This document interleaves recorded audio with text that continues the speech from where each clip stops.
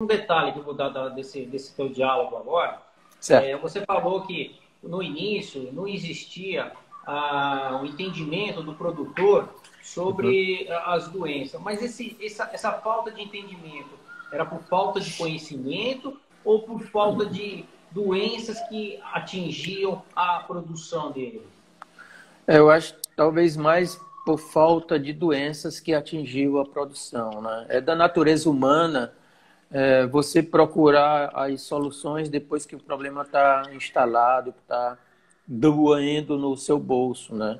Na realidade, esse desafio nós iniciamos através de uma conversa e de uma demanda da Associação Brasileira dos Criadores de Camarão, né? De uma diretoria que tinha na época, em 98, e que tinha conhecido o impacto, né? O presidente tinha uma relação forte com o Equador, o presidente na época, né? Não era o Itamar, era o Barbieri, tinha um conhecimento familiar lá com o Equador e estava vendo o prejuízo que a mancha branca estava causando no Equador ali em 98, 99. E aí procurou o nosso grupo, que já trabalhava com apoio à atividade da carcinicultura no Brasil, né?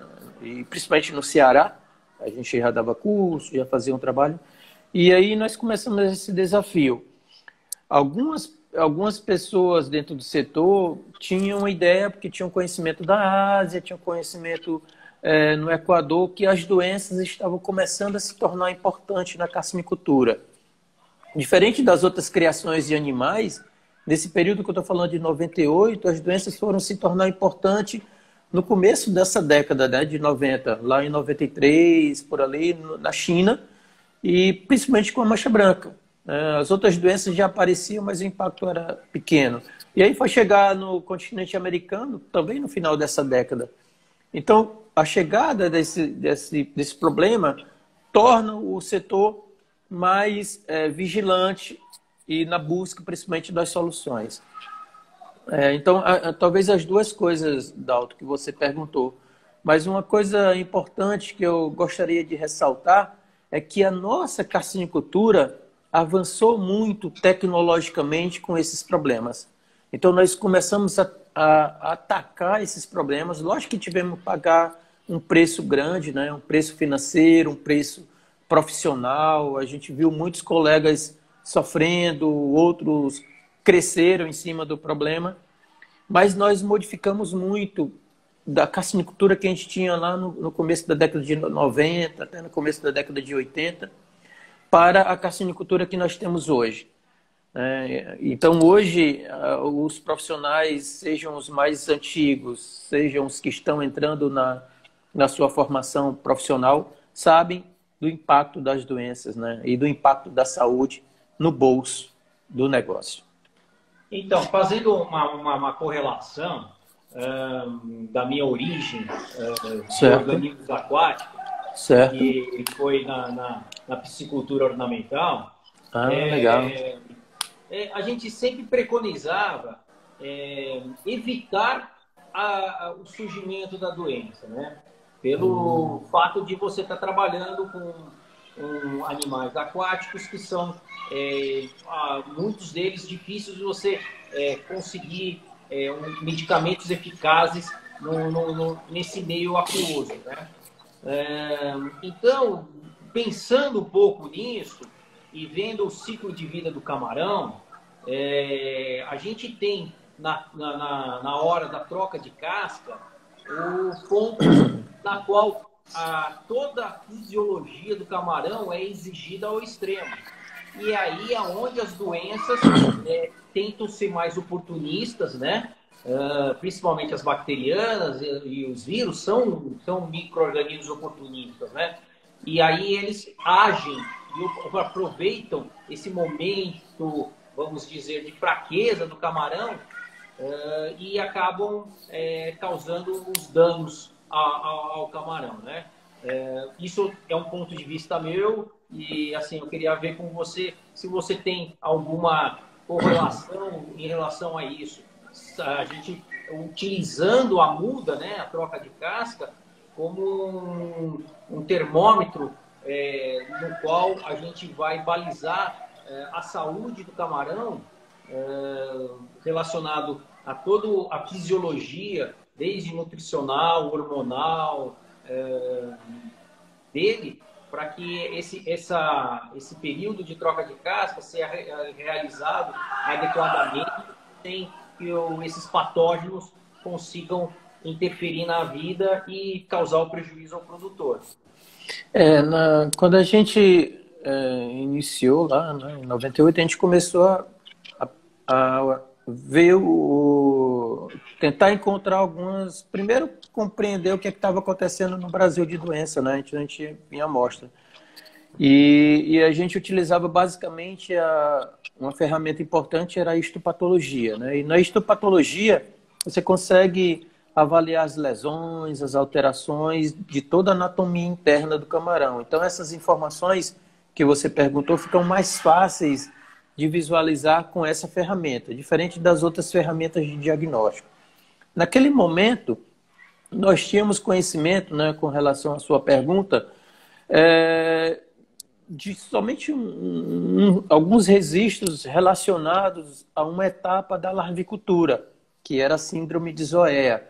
Na hora que ela ia virar de zoea para mises, aquela muda, e talvez pela fisiologia, pelo gasto energético naquele momento, e provavelmente por uma bacteriose que atacava as larviculturas naquela época, tinha uma mortalidade muito grande naquela virada da muda, né?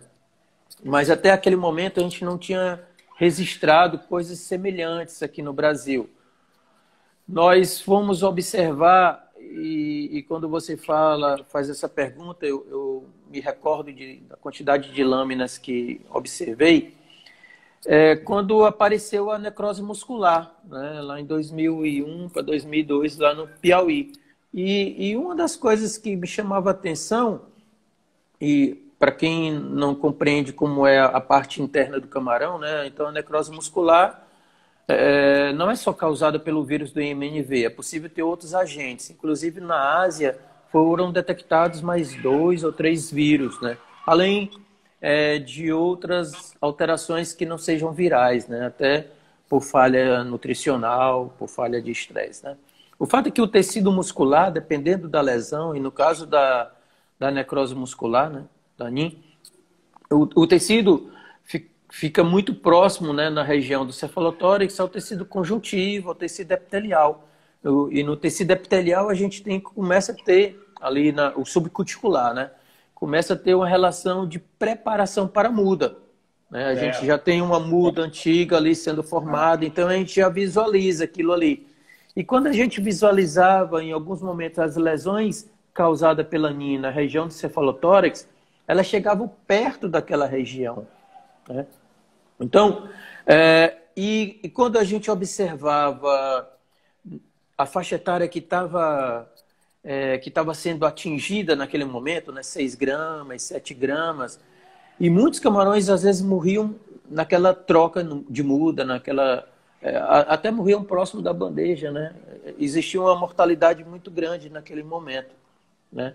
A gente não sabe explicar fisiopatologicamente a questão da muda e a questão da virose e a questão de outras patologias, né? Como se relacionam esses fatores, né? Inclusive os víbrios, né, participando ali como agente importante, né?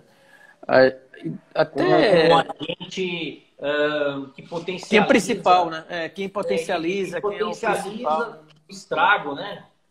E, basicamente, nós tivemos agora um estudo aqui teoricamente NIM, né?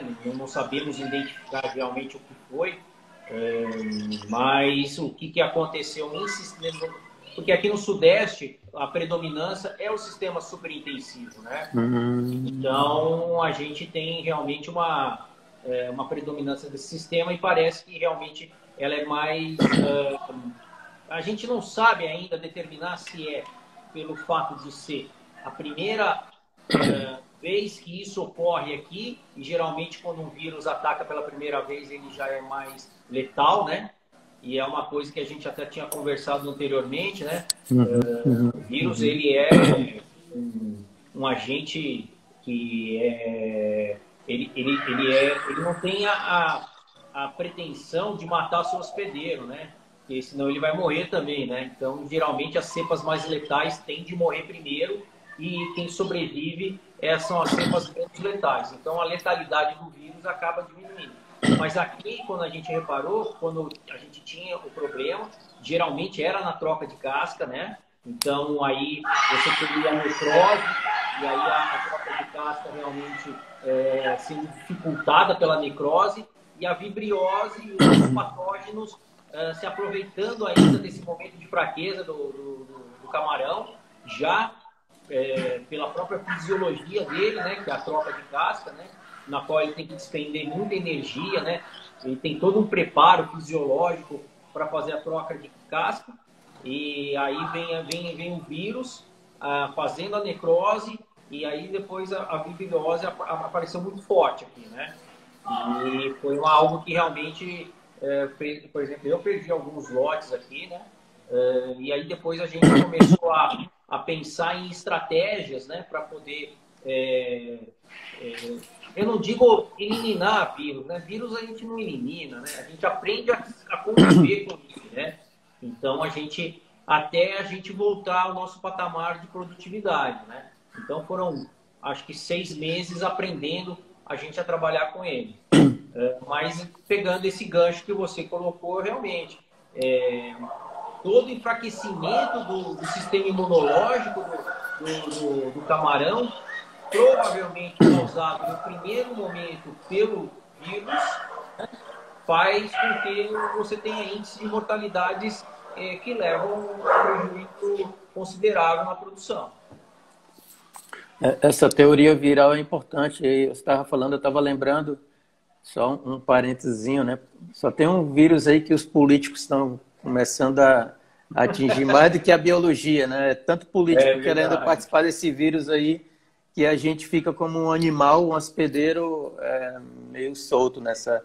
Mas voltando ao nosso... Na hora que esse vírus perder a letalidade, eles vão querer ter outro. Aí os políticos, não sei o que eles vão fazer. Mais vírus para poder continuar com essa farra deles, né? Pessoal, desculpe a participação política aí, mas é porque eu estava lembrando disso aí. Mas uma coisa que